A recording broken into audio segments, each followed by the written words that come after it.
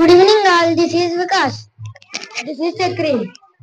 We are studying in 5th class in Srishanti Niketan English Medium School. Today we want to explaining about respiratory system. All living things breathe to stay alive. Living things take in oxygen from the air and give out carbon dioxide.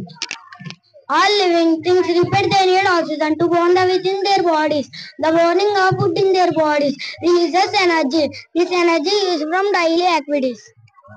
Different animals breathe in different ways. Do you know how do we breathe? Let's know. We have a pair of spongy elastic bags called lungs.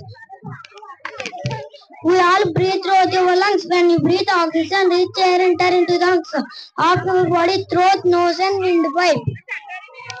From the lungs, the air goes to different parts of our body through the blood. There it helps to burn or break down the absorbed food, releases energy.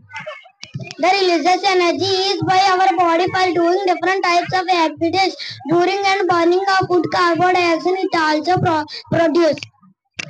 It goes back into the lungs and is breathed out. This process is called respiration. Thank you all. Thank you.